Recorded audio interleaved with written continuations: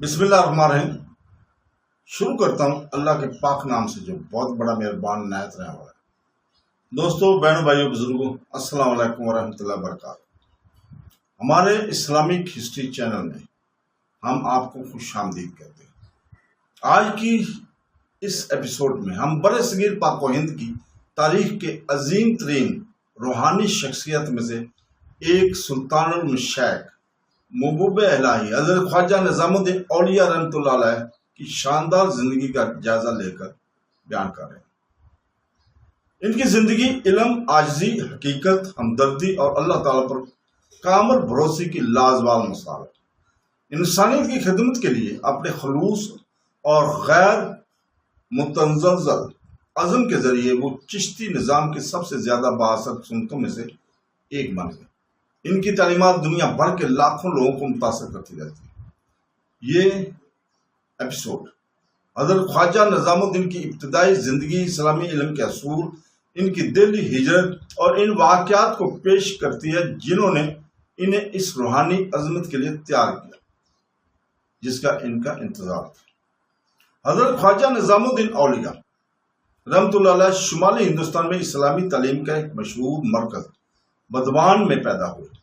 اگرچہ اسے بچپن سے ہی ذہانت اور اعلیٰ کردار سے نوازا گیا تھا، لیکن ان کی ابتدائی زندگی مشکلات سے دوچار تھی۔ ان کے والد محترم کا انتقال اس وقت ہوا جب وہ ابھی چھوٹے ہی تھے کہ ان کی پرورش کی ذمہ داری ان کی نیک اور صابر والدہ بی بی زلیخا رحمۃ اللہ علیہ پر چھوڑ دی گئی۔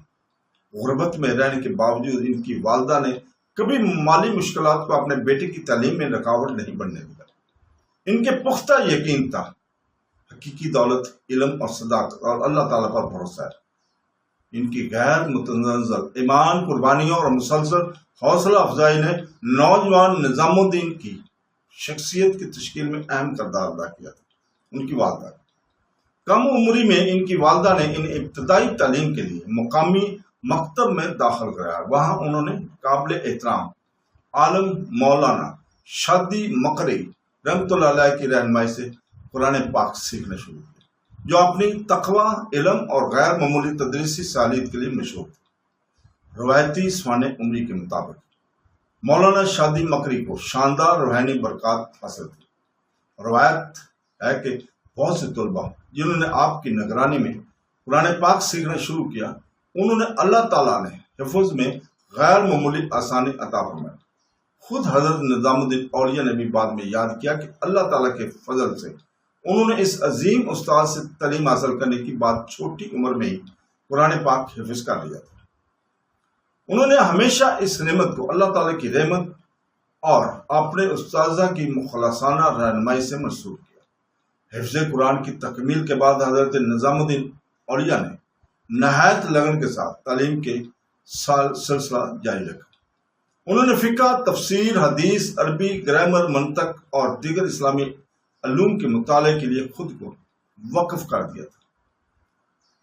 انہوں نے ان کے استاذہ سے اس کی ذہانت، نظم و ضبط اور علم سے گہری محبت کو جلد ہی پہچان بھی لیا تھا۔ ان کے قابل احترام استاذہ میں مولانا علاء الدین بھی تھے، جن کے زیر سایہ انہوں نے اسلامی فقہ کی اہم کتابوں کا مطالعہ کیا، جن میں القدوری بھی شامل ہے۔ اس عرصہ کے دوران نوجوان طالب علم نے غیر معمولی عاجزی کا مظاہرہ کیا۔ وہ اپنی ذہانت کی وجہ سے خود کو برتر نہیں سمجھتے تھے، اس کی بجائے انہوں نے اپنے اساتذہ کی خدمت خلوص کے ساتھ کی اور علماء کی خدمت کو اللہ کی رضا حاصل کرنے کا ذریعہ سمجھا۔ برسوں کی محنت اور مسلسل مطالعہ کے بعد بالآخر وہ دن آ پہنچا جب ان کی رسمی تعلیم نے ایک اہم سنگ میل کو پہنچایا۔ ان کے استاذہ نے انہیں بتایا کہ اب وقت آ گیا کہ وہ دستار فضیلت حاصل کریں، رسمی پگڑی جو علمی فضیلت اور اعلیٰ درجے کی اسلامی علوم کی کامیابی تکمیل کی علامت ہے۔ اگرچہ اس اعلان نے اس کا دل تشکر سے بھر دیا، لیکن ایک اور خیال نے اسے فوراً پریشان کر دیا۔ اس کا خاندان انتہائی غریب تھا۔ وہ اس کے پاس نہ تو مناسب پگڑی تھی اور نہ ہی مناسب تقریب کا اہتمام کرنے کا کوئی ذریعہ تھا۔ عزت کے ساتھ وہ گھر واپس آیا اور اپنی پیاری والدہ سے اپنی پریشانی بتائی۔ اس کے نزدیک اس کی نیک ماں نے غور سے سنا اور اعتماد سے مسکرا دیا۔ انہوں نے اپنے بیٹے کے یقین دلایا کہ اللہ کوئی راستہ نکال دے گا۔ اگرچہ اس کے پاس دولت کم تھی لیکن وہ بے پناہ ایمان اور عزم کے مالک تھی۔ اس نے جو بھی آسان سامان خریدا جو وہ برداشت کر سکتی تھی اور ذاتی طور پر ایک معمولی پگڑی کی تیاری کا بندوبست کیا۔ عاجزی کے ساتھ اس نے محلے کے لوگوں سے مدد طلب کی اور ایک مقامی کاریگر نے کام مکمل کرنے پر رضامندی ظاہر کی۔ اس سادہ پگڑی میں کوئی دنیاوی اشیاء نہیں تھی، پھر بھی یہ ایک ماں کی خلوص، قربانی اور محبت کی عکاسی کرتی ہے، جو اپنے بیٹے کو اسلام کا خادم بننے کے علاوہ کچھ نہیں چاہتی تھی۔ تقریب کا دن آیا تو حضرت نظام الدین نے ایک اور تشویش کا اظہار کیا۔ وہ اپنے محترم استاد کو ایک چھوٹا سا تحفہ پیش کرنا چاہتا تھا، لیکن پیش کرنے کے لیے تقریباً کچھ نہیں تھا۔ اس کی ماں نے چند سکے اکٹھے کیے اور اسے شکر گزاری کے ساتھ لینے کی ترغیب دی۔ اسے یاد دلایا کہ اللہ اخلاص کو مادی دولت سے زیادہ اہمیت دیتا ہے۔ اس نے اپنے استاد کو معمولی سا حصہ پیش کیا، جس نے اسے پیار سے قبول کیا۔ اسے اپنے پاس رکھنے کی بجائے استاد نے اپنا حصہ ڈالا اور کھانے کا انتظام کیا تاکہ علماء اور طلباء اور معزز بزرگان خوشی کے موقع پر مل کر شریک ہو سکے۔ یہ نیک کا عمل بشکر گزاری اور سخاوت کے ساتھ علم کا جشن منانے کی اسلامی روایت کی عکاسی کرتا ہے۔ معزز مہمانوں میں محترم شیخ علی مولا خرد رحمۃ اللہ علیہ بھی تھے، جو ایک متقی عالم تھے جو اپنی حکمت اور روحانی بصیرت کی وجہ سے مشہور تھے۔ جب محفل مکمل ہوئی تو مولانا علاء الدین نے اپنے محبوب طالب علم کو آگے بلایا، دستار فضیلت کو ہاتھ میں پکڑ کر حضرت نظام الدین کو ہدایت کی کہ اسے اپنے ساتھ پر رکھے۔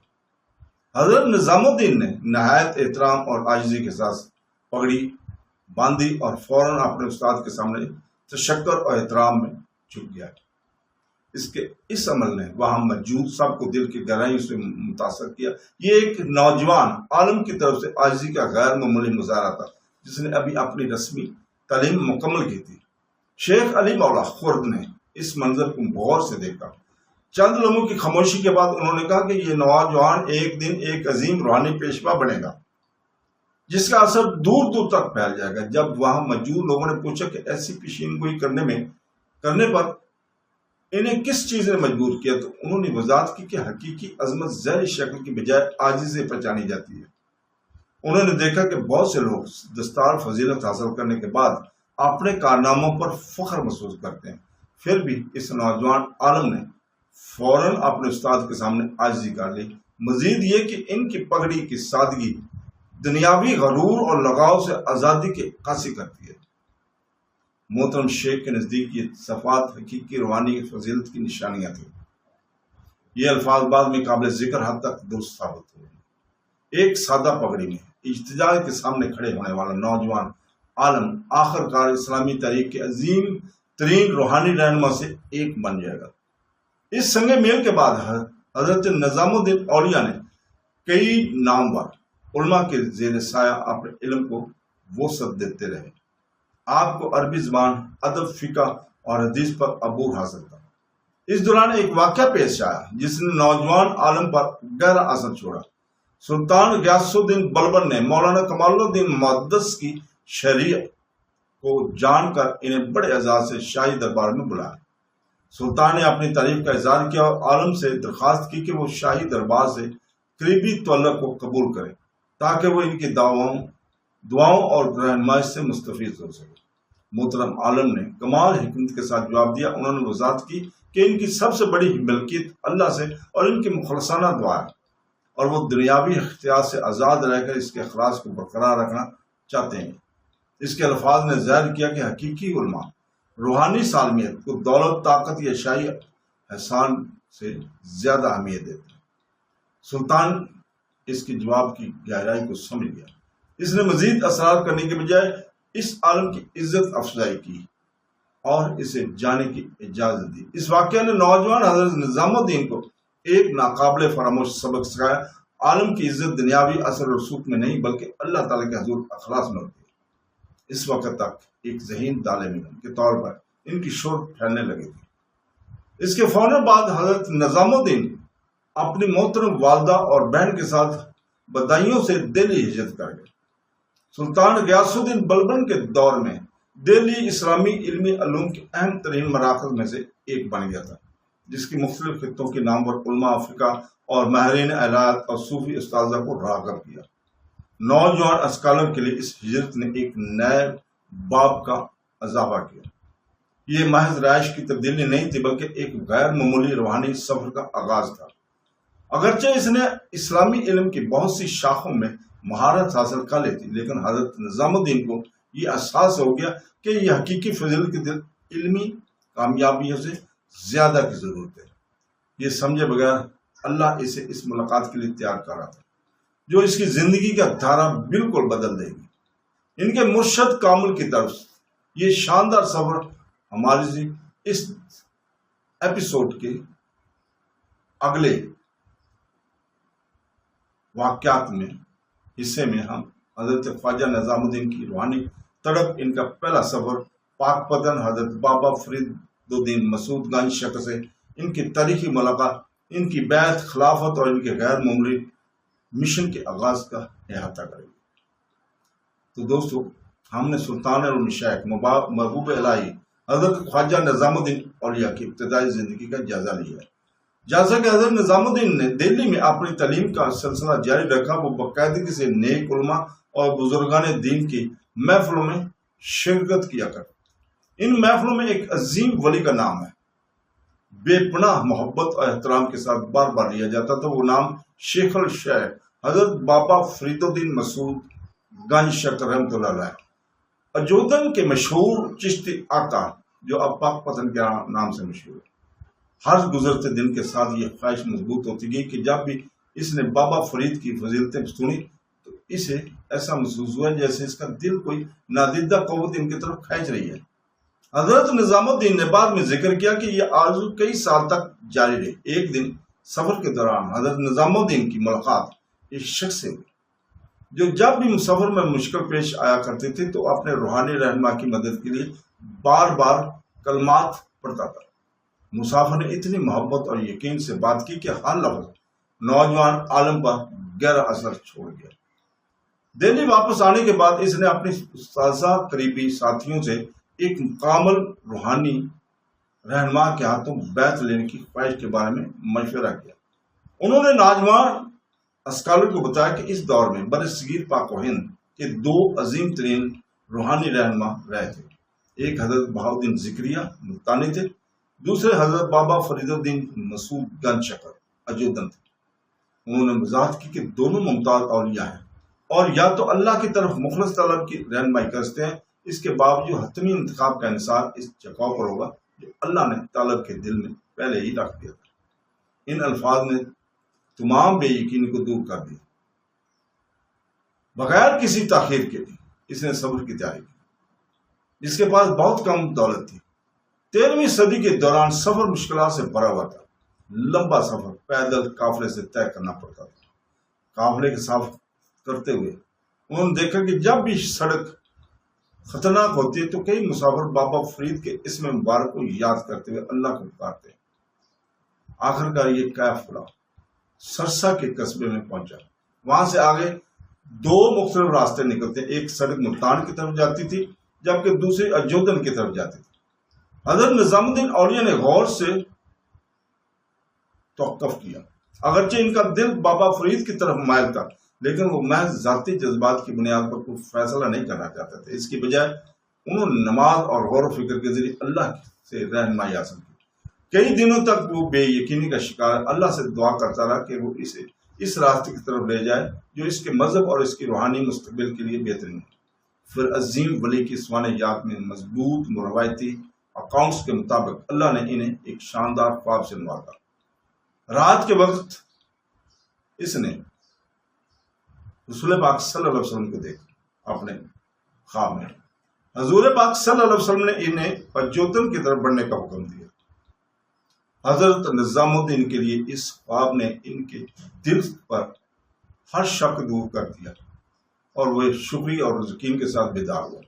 اگلی صبح اس نے نئے عزم کے ساتھ اپنا سفر دوبارہ شروع کیا۔ کئی دنوں کے سفر کے بعد بالآخر حضرت نظام الدین اور اجودن میں حضرت بابا فرید مسعود گنج شکر رحمۃ اللہ علیہ کے خانقاہ پر پہنچے۔ خانقاہ کا ماحول نے فوراً اس پر گہرا اثر چھوڑا۔ آخر کار جب نوجوان عالم کو حضرت بابا فرید کے سامنے پیش کیا گیا تو اس نے اپنے آپ کو اپنے زمانے کے سب سے بڑے بزرگوں میں سے ایک کے سامنے کھڑا پایا۔ روایتی روایات کے مطابق بابا فرید نے ان کا اتفاق استقبال کیا، گویا وہ طویل عرصے سے ان کی آمد کے منتظر تھے۔ روحانی استاد نے اخلاص کو پہچا لیا جو نوجوان سالک کے دل سے نکلتا تھا۔ حضرت نظام الدین نے خود بعد میں یاد کیا، پوری عاجزی اور خلوص کے ساتھ حضرت نظام الدین نے حضرت بابا فرید کے دست مبارک سے بیعت کرنے کی درخواست کی۔ عظیم ولی نے اسے اپنا شاگرد تسلیم کیا۔ آپ کی بیعت کے بعد جب بھی خلاص نے اجازت دی، حضرت نظام الدین اولیاء بابا فرید کی صحبت میں رہے۔ بابا فرید نے اس بات پر زور دیا کہ حقیقی روحانیت قرآن اور سنت رسول صلی اللہ علیہ وسلم کی اطاعت سے الگ نہیں ہے۔ ان تعلیمات نے حضرت نظام الدین اولیاء کو گہرا بدل دیا۔ ان کی عقیدت اور خلوص جلد ہی خانقاہ میں سب پر عیاں ہو گیا۔ برسوں کے دوران حضرت نظام الدین نے بار بار دہلی اور اجودھن کے درمیان سفر کیا۔ آخر کار سالہ سال کی تربیت اور بغور مشاہدہ کے بعد حضرت بابا فرید نے حضرت نظام الدین اولیاء کو خلافت کی باغ ڈور سونپ دی۔ یہ محض اعزازی خطاب نہیں تھا، یہ روحانی اعتماد کی اعلیٰ ترین درجے کی نمائندگی کرتا تھا، جو اسے چشتی حکم کے اصولوں کے مطابق لوگوں کی رہنمائی کرنے کا اختیار دیتا ہے۔ انہیں دلی واپس بھیجنے سے پہلے بابا فرید نے اپنے پیارے شاگرد کو مشورہ دیا کہ وہ اپنی زندگی اللہ اور اس کے مخلوق کی خدمت کے لیے وقف کر دے۔ یہ ہدایت حضرت نظام الدین اولیاء کے پورے مشن کی بنیاد بنی۔ اپنی روحانی تربیت مکمل کرنے کے بعد حضرت نظام الدین مادی دولت نہیں بلکہ ایمان، علم، حکمت اور روحانی ذمہ داری کا ایک انمول خزانہ لے کر دہلی واپس آئے۔ ان کی زندگی کا اگلا باب اسلامی تاریخ میں سب سے زیادہ بااثر خانقاہ کے قیام کا مشاہدہ کریں۔ ہم نے سلطان شیخ محبوب الہی حضرت خواجہ نظام الدین اولیاء کی ابتدائی زندگی کا جائزہ لیا۔ ہم نے ان کے بچپن، اسلامی علم کے اصول، اپنے مرشد حضرت بابا فرید الدین مسعود گنج شکر سے ان کی بابرکت ملاقات اور روحانی تربیت کے سالوں کے بارے میں سیکھا۔ حضرت بابا فرید رحمۃ اللہ علیہ سے خلافت حاصل کرنے کے بعد حضرت نظام الدین اولیاء عاجزی اور اللہ پر کامل بھروسے سے لبریز دل کے ساتھ دہلی واپس آئے۔ اپنے پیارے مرشد کی ہدایت پر عمل کرتے ہوئے آپ نے دہلی کے مضافات میں ایک بستی غیاث پور میں اپنا خانقاہ قائم کیا۔ اس وقت یہ علاقہ پرسکون اور دارالحکومت کی مصروف زندگی سے دور تھا، تاہم مختصر عرصے میں یہ خطے میں اسلامی تعلیم اور روحانی رہنمائی کی سب سے زیادہ قابل احترام مراکز میں اس ایک بن گیا۔ دلی کی شاہی محلات کے برعکس خانقاہ صادقی پر تعمیر کی گئی تھی۔ ہر دن کا آغاز فجر سے پہلے عبادت، ذکر الہی، تلاوت قرآن پاک سے ہوا کرتا تھا۔ حضرت نظام الدین اولیاء کی سب سے نمایاں خوبی ان کی سخاوت۔ خانقاہ میں جو بھی کھانا آتا وہ فوراً اپنے مہمانوں اور غریبوں میں تقسیم دیا کرتے تھے۔ مسلسل اخراجات کے باوجود حضرت نظام الدین نے کبھی دولت کو جمع نہیں ہونے دیا۔ جیسے جیسے خانقاہ کی شہرت پھیلی، لوگ دور دراز شہروں سے روحانی رہنمائی کے لیے آنے لگے۔ ان کی تعلیمات سادہ مگر گہری تھی۔ انہوں نے اس بات پر زور دیا کہ اللہ سے محبت اس کی مخلوق کے ساتھ مہربانی کے ذریعے ظاہر ہونی چاہیے۔ حضرت نظام الدین اپنے شاگردوں کو کثرت سے یاد دلاتے تھے کہ ظاہری باتیں ہمیشہ خلوص قلب کے ساتھ ہونی چاہیے۔ اگرچہ لوگوں میں ان کی بے پناہ عزت تھی، لیکن حضرت نظام الدین نے جان بوجھ کر سیاسی اقتدار سے دوری اختیار رکھی۔ اس کا خیال تھا کہ روحانی رہنماؤں کو دنیاوی عزائم سے پاک رہنا چاہیے تاکہ اس کی نصیحت ہمیشہ مخلص اور غیر جانبدار ہو۔ اپنے وقت کے بہت سے حکمرانوں میں سے سلطان علاء الدین خلجی حضرت نظام الدین اولیاء کا بہت احترام کیا کرتے تھے۔ تاریخی ذرائع کے ذکر ہے کہ اگرچہ سلطان نے ولی کی مقبولیت کو تسلیم کیا تھا، لیکن حضرت نظام الدین نے بھی کبھی اپنے ارسل و رسول کو سیاسی فائدے کے لیے استعمال نہیں کیا۔ سلطان غیاث الدین تغلق کی زندگی سے منسلک سب سے مشہور واقعات میں سے ایک سلطان مبینہ طور پر عظیم ولی سمیت دہلی کی با اثر شخصیت پر اپنا اختیار قائم کرنا چاہتا تھا۔ تاہم حضرت نظام الدین اپنی روحانی ذمہ داری پر مرکوز رہے اور سیاسی معاملات میں ملوث ہونے سے گریز کیا۔ روایات بیان کرتے ہیں کہ جب سلطان کے دلی واپسی کے ارادے کی اطلاع ملی تو حضرت نظام الدین نے کہا ہنوز دلی دور است، یعنی دلی ابھی دور ہے۔ دلی میں اپنے برسوں کے دوران حضرت نظام الدین اولیاء نے متحد علماء، فقہ اور حافظ قرآن اور روحانی متلاشیوں کی تربیت کی۔ حضرت امیر خسرو اپنے استاد کی صحبت میں گزرے، ہر لمحے کی انمول نعمت سمجھتے تھے۔ ایک اور ممتاز شاگرد حضرت ناصر الدین محمود چراغ دہلوی رحمۃ اللہ علیہ تھے، جو بعد میں سلسلہ چشتی کے عظیم روحانی پیشواؤں میں سے ایک ہوئے۔ جیسے جیسے سال گزرتے گئے حضرت نظام الدین اولیاء کی شہرت برصغیر پاک و ہند میں پھیلتی ہی چلی گئی۔ بہت سی روایتی سوانح عمری میں ایسے واقعات درج ہیں جنہیں عقیدت مند حضرت نظام الدین اولیاء سے وابستہ کرامات یا معجزات کے طور پر دیکھتے ہیں۔ اس کے روزمرہ کے معمولات مکمل نظم و ضبط کی عکاسی کرتے تھے۔ بڑھاپے میں بھی ان کی شفقت میں کبھی کمی نہیں آئی۔ جوں جوں ان کی دنیاوی زندگی اپنے آخری ایام کے قریب پہنچی، حضرت نظام الدین اولیاء نے اپنے آپ کو اللہ کی عبادت اور ذکر کے لیے وقف کر دیا۔ سن 725 ہجری بمطابق 1325 عیسوی میں یہ عظیم ولی دنیا سے رخصت ہو کر اپنے خالق حقیقی سے جا ملے۔ ان کے انتقال پر پورے دلی اور اس کے باہر لوگ سوگ کی کیفیت میں تھے۔ لاتعداد علماء، شاگردوں، حکمرانوں، عام لوگوں نے اس پیارے ولی کے انتقال پر غم کا اظہار کیا۔ سب سے زیادہ متاثر ہونے والوں میں آپ کے پیارے شاگرد حضرت امیر خسرو رحمۃ اللہ علیہ بھی تھے۔ دہلی میں حضرت خواجہ نظام الدین اولیاء کا مزار مبارک برصغیر پاک و ہند کی سب سے مشہور تاریخی اور روحانی نشانی میں سے ایک ہے۔ حضرت نظام الدین اولیاء کی وراثت ان کی اپنی زندگی سے کہیں زیادہ پھیلی ہوئی ہے۔ ان کی زندگی ہمیں سکھاتی ہے کہ حقیقی عظمت دولت، سیاسی اختیار اور دنیاوی شہرت سے نہیں مل جاتی۔ حضرت خواجہ نظام الدین اولیاء رحمۃ اللہ علیہ کا مقام آج بھی اتنا ہی متعلقہ ہے جتنا 7 صدیاں پہلے تھا۔ اللہ تعالیٰ ہمارے دلوں کو قرآن پاک اور سنت کی محبت سے بھر دے، ہمیں اپنی عبادت میں اخلاص عطا فرمائے، ہمیں صالح کردار سے نوازے اور اپنے نیک بندوں کی زندگیوں سے مستفید ہونے کی توفیق عطا فرمائے۔ وہ سلطان اور مشائخ محبوب الہی حضرت خواجہ نظام الدین اولیاء پر اپنی بے پناہ رحمتیں نازل فرمائے، آمین۔ دوستو، اس کے ساتھ ہی اجازت چاہتے ہیں۔ اللہ حافظ۔